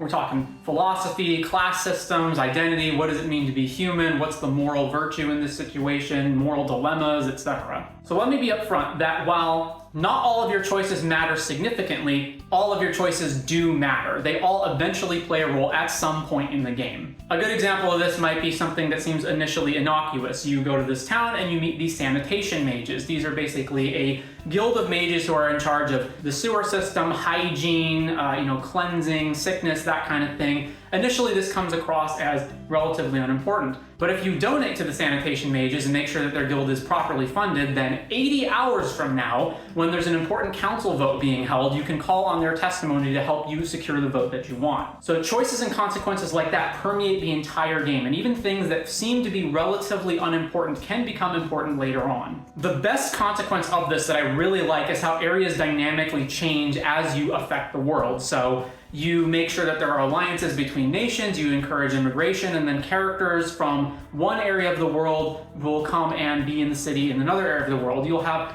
major economic decisions and policy decisions. There's a big vote that happens. The country decides to go to war or not go to war, ally with another country. Now their citizens show up in the new country. All the characters, all the NPCs in the game have unique dialogue that updates as you make these decisions. They always have their opinions and talk about what they think about the ongoing social changes that are happening. And as a result, I wanted to talk to every little NPC. I wanted to make sure that I saw every piece of dialogue. I wanted to make sure that I re-explored areas that I'd already been to see what changed. So you've got two types of currency currency in the game, you've got SX and you've got prawn. Yes, I see what you did there, game. So SX is never explicitly said what it stands for, so I'll just call it gold currency, whatever. And prawn stands for promissory notes. So these are basically bank notes, treasury notes, etc. So the reason that there are two different systems of currency is that you've got your SX, which is your typical RPG currencies. This is the stuff that you're going to get from defeating monsters, and you're going to use it to buy equipment, outfit your team with armor and weapons. And then you've got your prawn, which is going to be used on investments. And it's a good decision to have these be separated. Otherwise, you would either be too hesitant to spend one or another, because you never know when you're going to want to buy,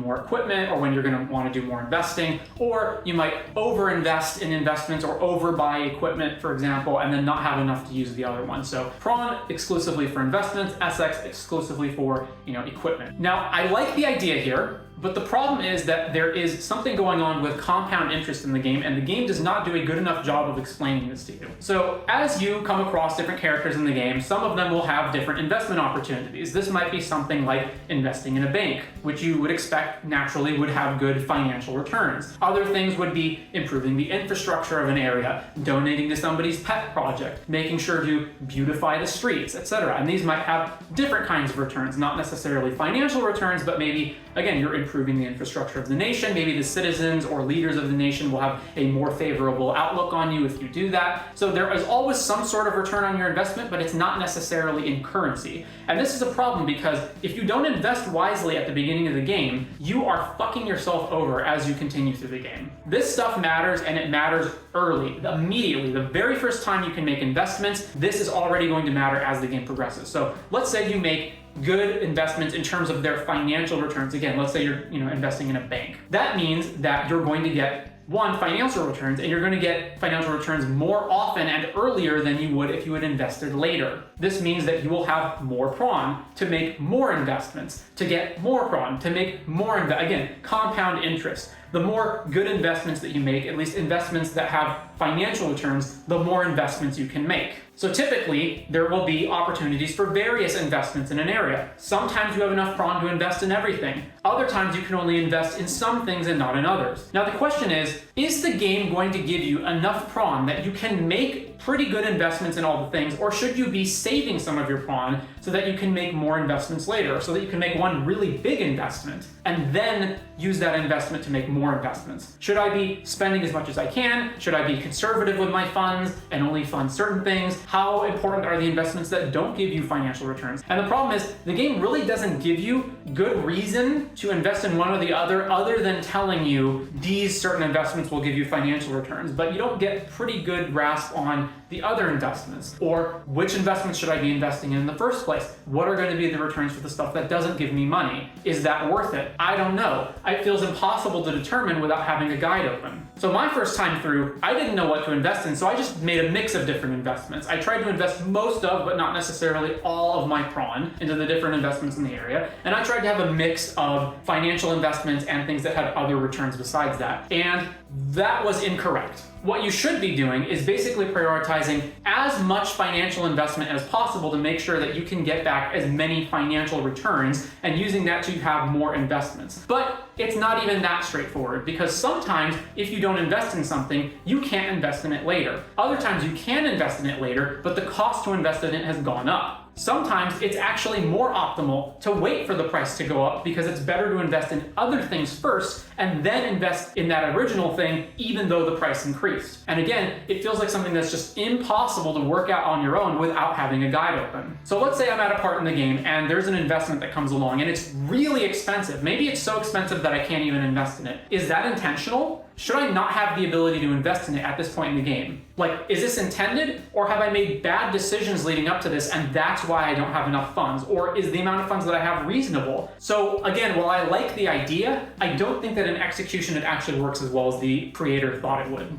And similar to that, as far as your SX goes, what should I be spending on equipment and what shouldn't I be? So am I going to go into the next area and am I going to get just natural equipment as drops from enemies or found in dungeons? Or should I be buying equipment from these vendors? And because my SX is limited, I only get so much of it. There's only so many enemy encounters. I can't grind for more. Should I be buying these expensive pieces of equipment? You're usually not going to have enough SX to buy everything that you want. Should I be prioritizing this really expensive wand bond for my mage, or should I hold off on that and reserve my SX? Should I be selling this stuff? You know, selling various other pieces of equipment that I have that I don't necessarily need because I already equipped my party with the best stuff that I had? Or should I be saving this because maybe I need to spend it later? And again, this has the same problem as prawn investments, which is that there's just really not a good way of telling what you should be buying and selling and when. And as a result, I was extremely hesitant to buy any equipment. I would buy some here and there, but mostly wouldn't. There's also a lot of unclear information that leads to frustration in this part of the game. For example, the characters convene at one point in the game to talk about their quote-unquote doomed king plan. And this is a complicated plan that involves manipulating various events behind the scenes and staging certain events, and they need to set up supply lines and trade routes, and it's all very complicated, and I'm not going to get into it because of spoilers, but the point is, it's a pretty large, complicated plan with a lot of moving parts. And the problem is, between the time when they come up with the plan and the time when they actually implement the plan, there's hours and hours and hours between that. I think it might be like 10 or 20 hours between the time where they initially come up with the plan and the time when they actually implement it. And as a result, as I'm going through the game and I'm taking these different actions, I'm going, why are we doing this again? And what exactly is the plan? I couldn't remember the details. And there's no codex or database or anything like that in the game that you can look at. There is a quest log that will give you bullet points of what you need to do, but not a detailed summary of things that have transpired. So again, I would have really preferred that there had been like a codex, you know, something like you see in Mass Effect or whatever, where there was a repository of information and I could refer to that. For example, at one point in the game, it's explained that there's different religious factions in the Evolved religion. There are consecrationists, subsecrationists, and desecrationists, and it describes that these are 3 different factions and how their beliefs are different, and then it never comes up again. So the factions matter, but I don't remember what the difference between them is because I can't go back and look at that summary. More issues with how the game doesn't give you enough feedback as the player. So there is one section in the game where you, as Simon, are in captivity in the Orgasmic Empire. Yes, that is actually a location in the game. And it's explained that in this section, you have only a certain number of days to perform various activities, and performing those activities takes time off the clock. So you want to prioritize doing certain things on certain days, and you can't do everything all at once. And this is initially presented to you as you do an activity, and then the day passes, and this is shown as the screen fades out, it comes back in, and you wake up in your bed. Okay, so I understand. That is how I can tell the time is passing. However, that never happens again. Time will just pass as you do activities, but just silently in the background without any feedback. You don't wake up in your bed again, time just passes. Now you can check the clocks that are on the wall to see exactly how much time is passing, but it's not initially clear that that is what is going on. And different activities take different amounts of time off the clock. I don't understand why the game can't just tell you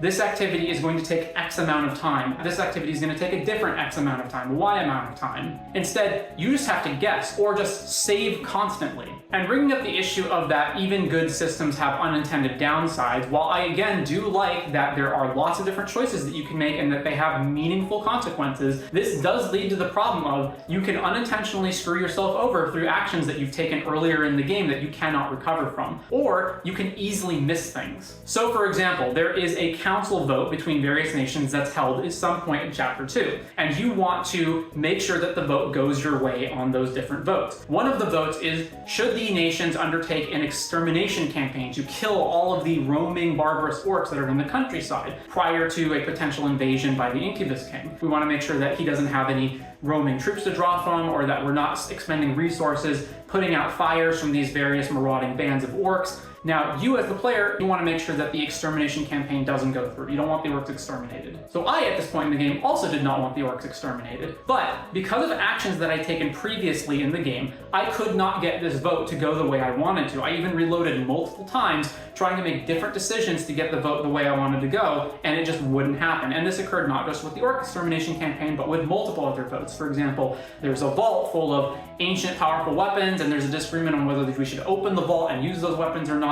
So naturally, you as the player, yeah, I want to have better equipment. So you want that vote to go your way, you want to open the vault, and I just could not get that vote to go the way I wanted to. And eventually I gave up because I'm like, I either don't have a save from 20 hours ago, or even if I did, I'm not going to reload the entire game back there to get up to this point to try to get the vote to go my way. So I'll just accept the consequences. So as a result, for example, there is an NPC character who you can meet called Ralk. he is an orc. If the orc extermination campaign goes forward, he is killed in that and you never meet him. In my first playthrough, never met him. I wasn't even aware that this was a character that I could have met. Now, is Ralph that important of a character? No. I like Ralph, but he's pretty minor. He doesn't have a lot of screen time. He's not like this incredibly interesting character. But my point is, it's just one example of you can get missable content that you really shouldn't. There's something that happens much later in the game. This happens way towards the end of the game. It's like a super secret optional dungeon that you can go into, and you need to have acquired 5 pieces of important equipment throughout the course of the game that you have to get, in difficult dungeons prior to this in order to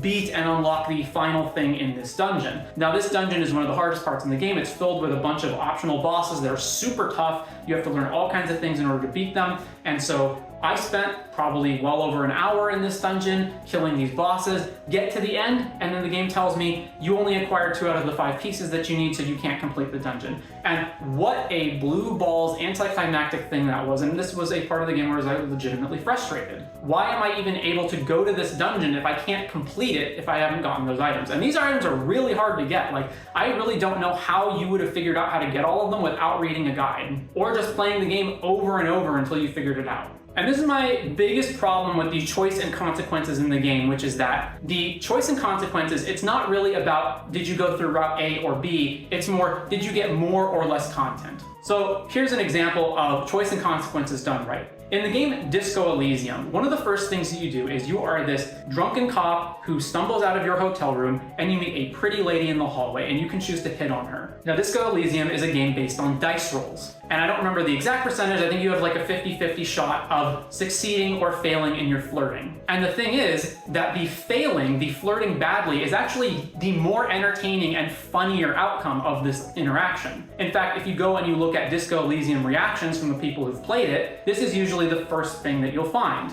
It's a pretty iconic moment in the game and it's great. Success or failure doesn't dictate that you get to either see a scene or you miss the scene. It's just the game plays out in a different way. You see scene A or scene B. And getting the worst outcome, quote unquote, failing the interaction by losing the dice roll doesn't mean that you actually get a worse outcome. It just means that you get a different outcome. This is good because it feels like you're not missing anything and it gives you more of a reason to go back and play the game again and see different outcomes of your choices. The Last Sovereign isn't like that. Most of the time, it feels like if you are choosing one option or another, you're either getting the better outcome where you get the equipment, you get the character, you get the experience points, and you get the scene, or you just don't get those things. And I would have much preferred if you just had different routes rather than better or worse ones. And one of the worst things in the game is that a lot of times that the game just requires that the player is a psychic. So let's go back to, again, Disco Elysium for a comparison. One of the things you do in Disco Elysium is that you are trying to get the story of this murder from the Dock Workers Union. There is a group called the Hardy Boys, and you need their cooperation in order to solve the mystery. So when you encounter Titus Hardy, who's the leader, the game will tell you, here are all of the minus and bonus points that you're getting for this encounter and the reasons why you're getting them.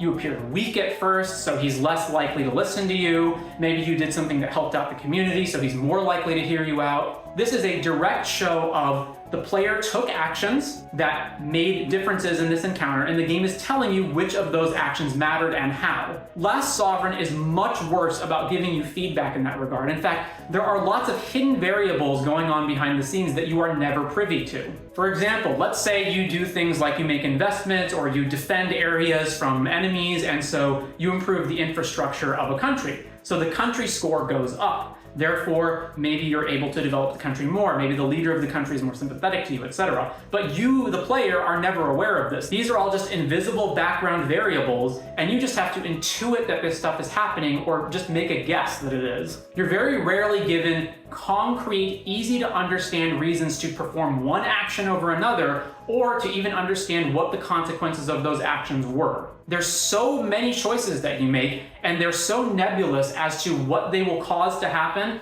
or when things do happen, what series of actions led those to occur. But being a psychic is in a much more direct way in certain places. So for example, there are multiple levels in the game where there are chests that you can open to get a reward. However, if you wait you will come back to this area later, and you can then open that chest and get a better reward than if you opened it early. But you, the player, have no way to know this. You don't even know that this is an area that you're going to revisit. So why would you wait? Why wouldn't you just open all the chests up? Again, you have to either be a psychic, or you have to have a guide open on your second monitor in order to know that. When you first get to the Elven Forests, there are various groups of enemies that you encounter. These are the same enemies that you've encountered everywhere else in the game that you have no reason not to just go and immediately kill.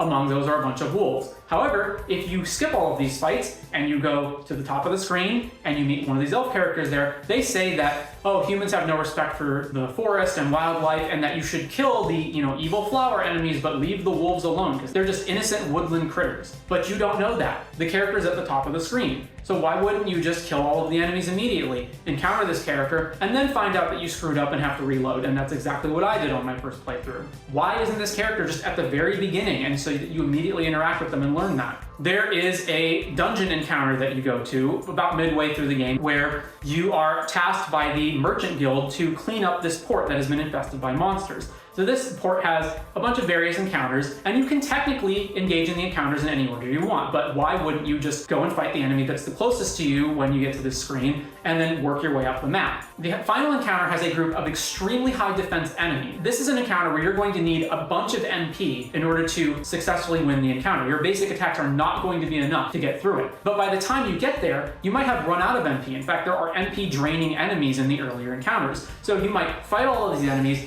get to the end, only to find out that the very last encounter that you go to, you don't have enough MP left over in order to actually win this encounter. You then have to reload, go all the way back to the beginning of the dungeon, and go to that encounter first, or be much more cognizant about your MP usage as you go through the encounters. Sometimes you will be in a dungeon and you will stumble over an invisible trigger point that triggers a scene that then ends that dungeon. Sometimes you haven't finished the dungeon yet. There's lots of chests and enemies that you might have wanted to fight, and you just stumble into this area and it triggers the scene that ends the dungeon, and you don't know what's going to happen. So you have to reload, do everything that you did before, and make sure not to go over that trigger point. It, again, would have been very easy to just have a little warning that says, I feel like if we go into this next room, that's going to end our time here or something, but no, it doesn't. Sometimes you'll enter into timed sections where the timer will continue to count down, even in dialogue and enemy encounters. You can go into the menu and change the text speed to instant, and battle animations you can shut off to make sure that you get through the combat encounters faster and that you get through the dialogue faster. This should not be a thing.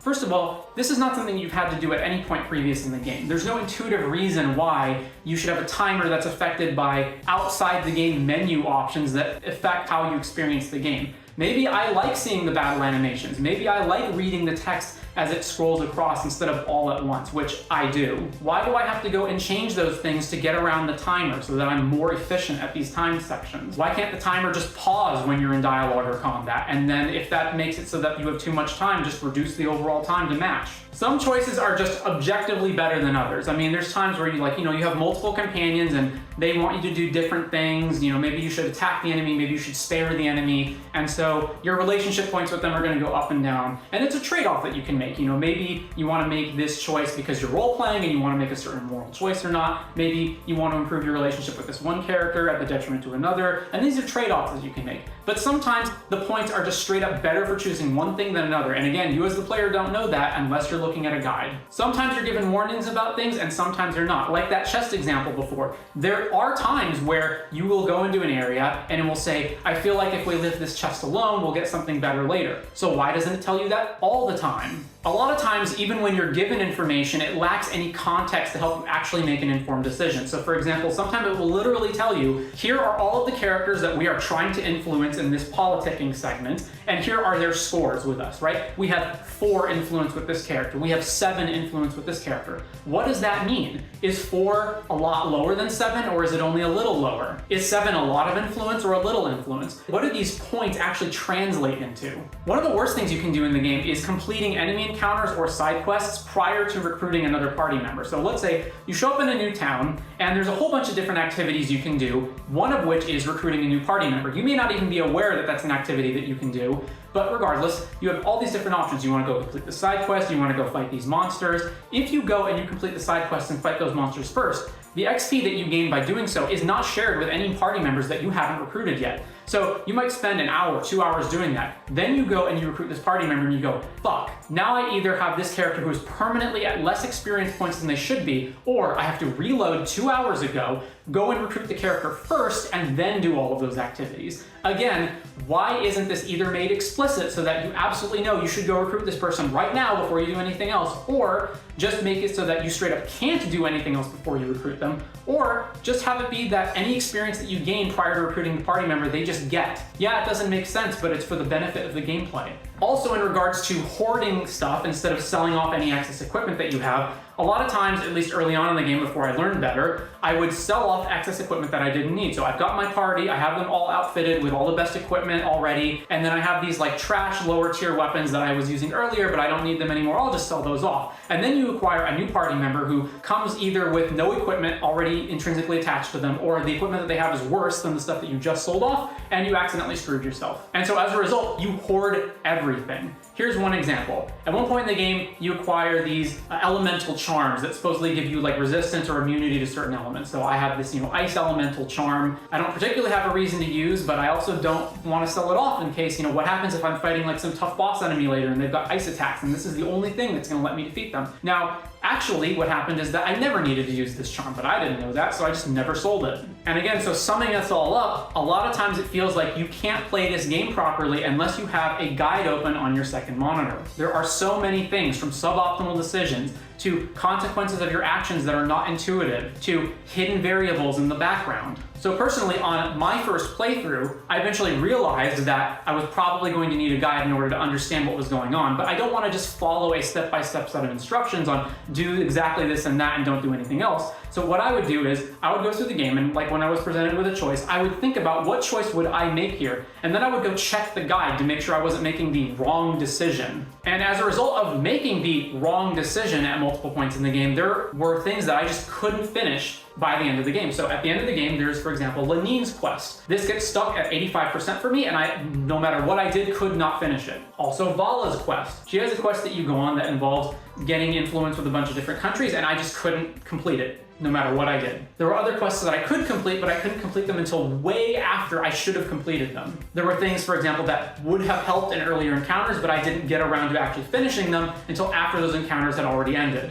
I was never able to finish the Potion Hermit side quest at the end game because I didn't have all the materials ready for it. And there are, strangely enough, characters that you can't RP max by the end of the game. So all of your characters in your harem, and even the characters who you have as allies that are not in it, have relationship points. And you get certain benefits by raising their points. And 100 points is the maximum. You can cap them out. One of those advantages is, for example, that even if you decide to make decisions that are against what they want, they won't lower their score once you have them maxed. And there are characters in the game who you just can never max them. You get them later in the game, and no matter what decisions you make, you can never max them. I don't know if this is something that is planned to be something that you can do in post-game content that's planned, or if it just cannot be completed. And there was a character who I wanted to add to the harem who I could not do because I made decisions that made it so that they would never join. There's a bunch of endgame equipment that you can get that I was not able to acquire because I didn't have the necessary steps in place in order to get them, and just so many things like that. Again, I like the game, I overall love the game, but these are problems. So didn't I say something way earlier in this review about there being spicy content in the game? Oh yeah, so let's talk about that. So first of all, for anybody who they don't like that stuff, they just want an RPG, you can disable all of the sex scenes in the menu. It will shut off the artwork, you never have to see any of the explicit stuff. And for any of the text, you can just easily skip through it, so if you don't want that to be part of the game, you don't have to. But the sexual subject matter is baked into the game. This is a game that is full of succubi and orcs and sexual magic and all of that stuff, so you're not going to be able to get completely rid of that subject matter, but in terms of explicit nudity and that kind of stuff, you don't have to see any of that if you don't want to. But for the people who that is a benefit for them, what do you get in the game? Well, there are a lot of explicit scenes in the game. I can't even count them, there's so many. And there is a lot of explicit art in the game. I obviously can't show any of that to you, but I would say the level of art quality matches the level of art that I can show you here. So there are some scenes in the game where you do see a big splash image of something. This is one of the characters in the game in an action scene. This is about the level of quality that you can expect from the spicy scenes. I would say that overall they're not great. I don't think they live up to other spicy stuff that you can find online in terms of the technical level of quality, but they do the job, they are good enough, and they are enhanced by learning to love these different characters that you meet across the course of the game and the good writing that comes along with it. As far as the writing of the scenes, because the scenes are a mix of written content and then images, which you get more written content than anything else, I would say that the quality of the writing is actually better than the images. I would also say that this is not just bottom of the barrel fan service. They are written intelligently, they are written emotionally. A lot of the scenes are actually written from the woman's point of view and focus more on how she's feeling and how she's enjoying the experience more so than the guy, although there also are scenes from the guy's point of view. Now, a better question might be, are these scenes plot relevant? Yes and no. It's about probably a 50-50 split. There are scenes that are just straight up fan service, and if you remove them from the game, it probably wouldn't change anything. And then, way on the other side of the spectrum, there are scenes that are not actually really erotic or arousing at all, and they are much more plot heavy and might actually be tragic or sad. Most of them, I would say, are a mix. They're a hybrid. They are somewhat plot relevant, but they are also there to have the spiciness. But with that said, not all spicy content is created equal, and there are things that people like, and there are things that people really don't like. So, let me put on my best P. Lando impression, and we will break down what you can find in this game.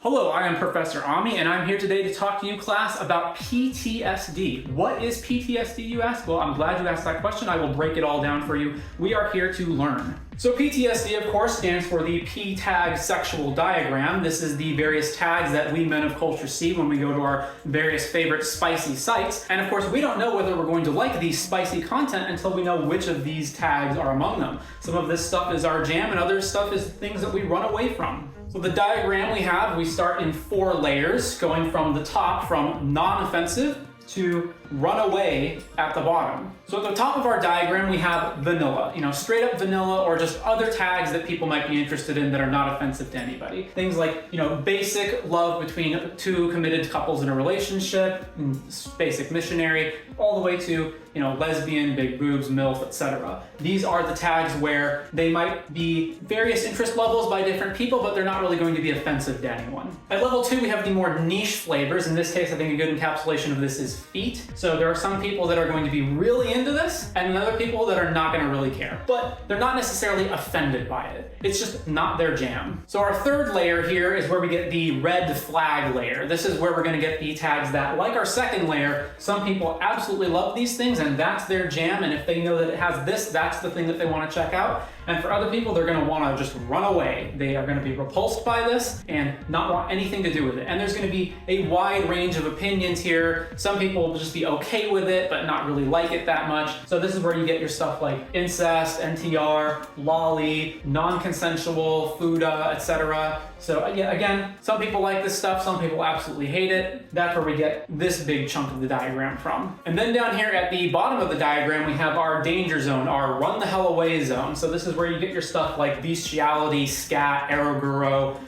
Clearly there must exist a market somewhere for these people because this stuff keeps getting made, but I don't know who it is. I've never met anybody who admitted to liking this stuff. So now the bigger question is, where does the last sovereign fall? Like, where are the tags in the last sovereign? And I would say they reach down to layer 3 with the more problematic stuff, but not all of it. So as I said in the character section, if you stuck around for that, there is a pretty big incest plot in the game. And again, something that I didn't really want to be in the game, but it's fine. You can ignore it. You can skip through this stuff if you need to. And if you didn't watch that character section, it is handled with some maturity, so it's not as bad as it sounds. But again, you're going to see this kind of stuff. Non-consensual covers a lot, and while there's some of that in the game, it is never promoted. It is never a part of what the main character is trying to do. There is no lolly in the game. There is, I guess, one scene with NTR in it, but again, not that bad. And there's definitely fuda in the game, although it's also not that common. And I probably didn't cover all the possible tags that could have been here, but just know that I would say that the game overall, Sierra Lee opts for a more wholesome content than you would think from all of these tags in layer 3. Definitely nothing in layer 4, don't have to worry about that. Although, as I said earlier, there is a scene where you have sex with the bees, but they're not really bees. Don't worry, it's not bestiality. So having got all of that out of the way, the story, the characters, the combat, and the other types of gameplay, and the sexual content in the game, there is some other stuff that I wanted to discuss. In particular, a lot of the stuff that happens from chapter 4 and onward. Again, I'm going to keep spoilers to a minimum. So one of the ways that this game hides how long it is that the different chapters 1 through 5 are different lengths, and it definitely gets longer as it goes along. So I didn't keep a record during my first playthrough, so this is only based based on the second playthrough after I was following a guide a lot more than my first time through, so I can't say exact numbers here, but at least for the second playthrough, and this is again following a guide and already having played the game once, so knowing exactly where to go and having to reload less in combat. I clocked chapter 1 in at about 7.76 hours, and that accounts for 6% of the total game's length. Then chapter 2 was over 11 hours and accounts for 9% of the game's length. Then chapter 3 was a little over 18 hours and accounted for 14% of the game's length. And then when we get to chapter 4, there's a huge increase. It is almost 34 hours long and accounts for 27% of the game's length. And then chapter 5, by far the longest, clocking it at over 54 hours, accounted for 43% of the game's length. That's approximate. I understand these numbers all add up to 99%, but it was about that. So as a result, you can't take how long chapter 1 and, for example, chapter 2 take you to complete and use that as a metric for how long the other chapters are probably going to take. So from chapter 1 all the way to the end of chapter 3, the game is building up to this big climactic final encounter. It could be 50, 60 hours by the time you get there. So I go into this through my first playthrough, I have the big final boss fight here, and you're not even halfway done. And so as a result of the enormous scope of the game and how long it takes, I actually started to feel something that I've never felt in a game before, which is that it was about 80 hours in, I was midway through chapter 4, and I actually started to feel nostalgia for the early parts of the game. This is a game that, mind you, that I haven't even completed yet, and I started feeling nostalgic feelings. I have never experienced that before. This, however, is somewhat counterbalanced by pacing issues. Chapter 4, I think, is the worst paced chapter, even though it isn't as long as chapter 5. But there is a huge war segment that takes place in chapter 4, where there's a lot of basically consecutive battles, one after another, with very little downtime in between. And it goes on for so long that it just starts to feel like a slog. Now, I was never bored, I never wanted to stop playing, but it does start to grind you down and feel like you're really having to tough through it. There also comes a point, especially in chapters 4 and 5, where you start to get a lot of open world busy work. From chapters 1, 2, and 3 onward, while you do revisit earlier areas, it mostly follows a linear progression where, you go to one area, one new town that has its assortment of dungeons and whatnot, you finish up there, you go to the next town, etc. Chapter 4 and 5 is where things really start to open up, and you get this big open world where you can go around and travel to different locations, even when you don't necessarily have a quest to complete there. There are a lot of things to do in these areas. There may be quests to get there that you're not aware of that you can get by going and revisiting these earlier areas. There are lots of changing dialogue. There will be new NPCs in the area as you make changes. So for example, did you make an alliance with a former enemy? Well, now those enemy soldiers can be found in an earlier town that they used to be at war with, and you can go and talk with them,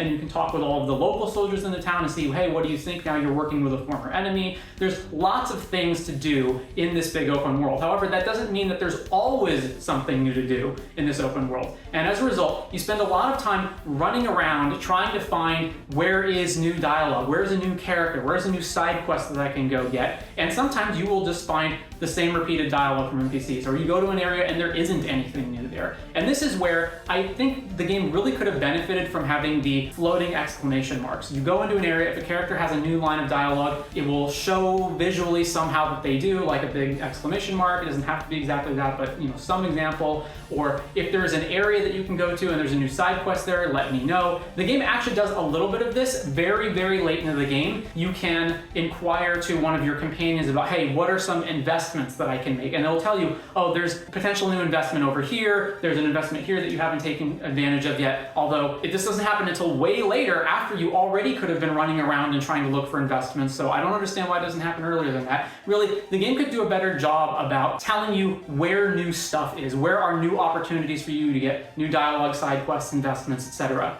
In particular, there's some really bad quests that occur in this part of the game where there's these roaming chosen ones that you can go find, and they will pop up in one town. You don't know that they're there. You probably will find them by just stumbling across them at random, and you interact with them, and then they leave and they go to a different town, but they don't tell you which town they're going to. So then you have to go back to the open world map and pick one of the other various different locations that you can go to, which you can't even count on both hands, and then go there. And are they there? Or maybe you went somewhere but you just missed them, you didn't see them on the screen. It feels like Elden Ring NPC quests quests, where you're just running around to a bunch of different areas, and unless you have a guide, you're just going to be trial and error going through every single location until you can complete this quest. Also, what happens with a lot of the game's big villains is that a lot of the progression of how you end up actually fighting and confronting them feels very anticlimactic or frustrating. There's lots of parts of the game where you go and you encounter the major villain and then they just teleport away or retreat. You know, they leave the encounter. There is no big final climactic confrontation with them. And then you meet up with them again. You think, okay, now we've got it. Now we're going to defeat them. And then they teleport away again. And this happens over and over, and it gets really frustrating. And I understand to some degree, I do like the realism of you're not going to go and one-on-one confront the enemy on top of a mountain and have an epic sword fight, although things like that also do happen. But that it's more about, you know, grinding the enemy down, reducing their forces, impacting their economic ability to fight the war. That stuff I like. But at the same time, I just would have preferred if there was a slow build-up towards encountering the, you know, final boss enemy, and then you just had one big decisive battle, rather than all of these little mini skirmishes, and then eventually you get to them. There's also a lot of moving the goalpost in terms of the antagonist that you're trying to defeat. So again, without going into too much spoilers, there's a lot of different enemies that you're going to be fighting along the course of the story, not necessarily, oh, I know here we got to go defeat the one demon king. It's more like there's a lot of different enemies to fight, and it keeps changing which one that you're trying to actually defeat at any given time in the story. And I do like the fact that there isn't just like one big bad guy to beat overall, that there are multiple enemies and different factions with their different agendas, but it felt like just constantly, oh, you think you're, you know, building up forces to defeat this, well, then another guy is introduced, now you got to defeat them. There's also an element that's introduced into the game of metaphysicality that I really didn't like, and I can't actually get into this part without spoilers, so I'll keep the spoilers as minor as possible. There is an area that you will encounter at one point in the game pretty far along called the Tower. It is this metaphysical, magical realm where it's basically like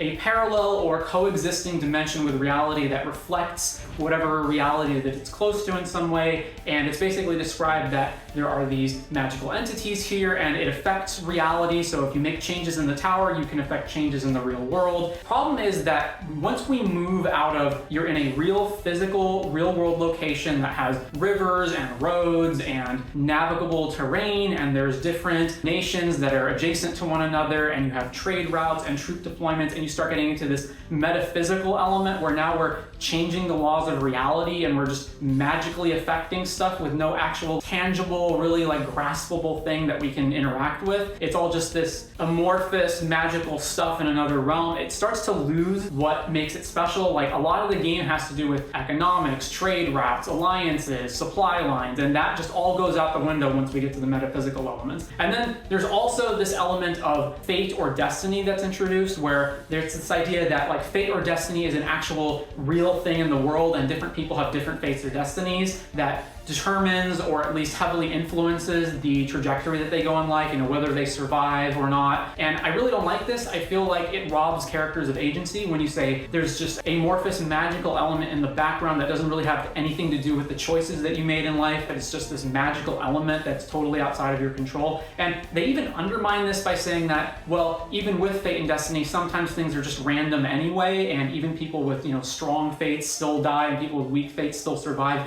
just because of random chance. So why even introduce this element at all if you're just going to immediately undermine it? It's not a big deal. Again, I wasn't like bored or I didn't care about what was going on in the story, but I would prefer everything stayed more real in the real world without all this metaphysical stuff. It reminds me a lot of times when you'll have science fiction shows like, you know, Star Trek Deep Space Nine or whatever, where everything's very grounded. Even if you are, you know, in the future with sci-fi technology, everything at least makes some kind of logical sense, and then they start introducing psychic powers and gods and like other magical elements that don't fit into that setting. So that basically covers most of what I wanted to talk about. There are a bunch of little things that I couldn't fit into any of those previous segments, so I'll just go through those really fast. There are these awkward silent sections. They're particularly pronounced at the beginning of the game, so there is no text scroll sound effect that occurs when dialogue appears on the screen, and there are times in the game where the background music will just cut out completely, and so you'll have these long dialogue sequences where there's no sound effects and there's no music in the background, and it's really off-putting and feels weird.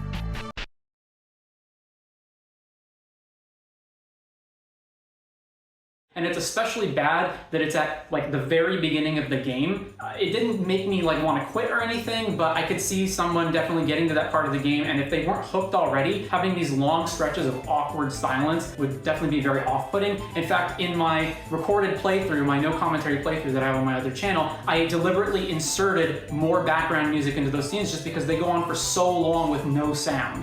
And this is mostly, again, a problem like in the earlier parts of the game. It's more pronounced there. It does happen throughout the game in different spots, but it's more pronounced at the beginning of the game. But that's actually more of an issue that happens at the beginning of the game when you're probably the least invested. Captain Polina is one character that you meet, and I'm just amazed that she didn't wind up in the harem. Now, I know I said earlier that I didn't need everyone to be in the harem, and I'm not disappointed by this. It just seems completely against the conventions of the genre. So she's a tough warrior woman who's completely decked out in this like huge bulky armor, so you can't see what she really looks like. This felt like the perfect opportunity to have a character who, you know, at some point in the game she'll shed her armor, and then it'll reveal her beautiful character design underneath the armor that we didn't get to see before, and she would join the harem or something. But that just never happens. Again, I'm not disappointed, like I'm fine. In fact, I think too many characters join the harem and too many characters who don't really have a good reason or have reasons not to. It just seemed weird that she was one of the exceptions. Lilith is one of the characters from way later in the game that I'm not going to talk too much about because of spoilers. She is the character involved with the whole swarm of bees thing, and her scenes are wild. I cannot show any of them because of content guidelines, but they are crazy. And they must have been a ton of fun to write as they were to watch. I just loved seeing every single scene with Lilith, all of her different dialogue. One issue I do have though is there's this chaos element to the character where it shows the scenes at random. And the problem with that is that she has so many lines of dialogue and so many different scenes that can play out in random orders. It's not as though you only get the new stuff and then they start repeating. It just picks the scene at complete random and plays it. This becomes kind of frustrating when it's like you have all of these different scenes. You want to see them all. You don't know how many there are. You don't know how many different lines of dialogue she has. You want to hear all of the different lines of dialogue, but then you have to keep getting repeats over and over and over until you exhaust all of them. The current end of the game is a little anticlimactic. I understand, again, that we're technically still in early access, and so the actual like post-game content hasn't come yet. And I'm not talking about like the ending of the game. I'm talking about like the literal way that the game ends, which is that it just dumps you out at this irrelevant screen that you can't even do anything on unless you reload a previous save, and it just says, okay, well, you're done. All the content's finished. Wait for the post-game content to be updated.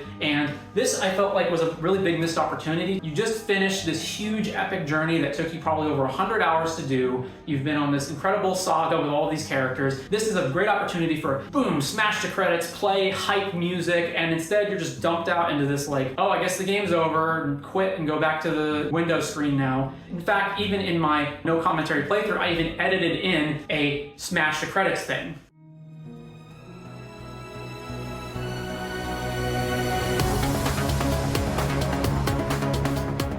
See, that's the way you do it. Like, even if we're gonna get post-game stuff later, I don't understand why we don't have the, smash the credits hype moment at the end of the game as is. And so again, my final parting thoughts here are, I absolutely love this game despite all the different complaints that I have with it. I'm not expecting big structural changes like removal of characters or big changes to the storyline. I would hope that a lot of the quality of life stuff would get improved, especially player feedback to the player while they're playing the game, more intuitive understanding of what's going on. Fix some of the things like don't let me click right and accidentally skip my turn. A bunch of little fixes like that, but as is, the game is incredible. I absolutely loved it. I would not have done 2 playthroughs and made a video review of it if I didn't think so highly of it. In fact, the major reason I made this video is because it seems like hardly anyone knows about it. This is an absolutely incredible game. It is free. There is no excuse not to try it. If you are a fan of RPGs, good humorous writing, if you like the spicy stuff, go ahead and check out, again, The Last Sovereign by Sierra Lee.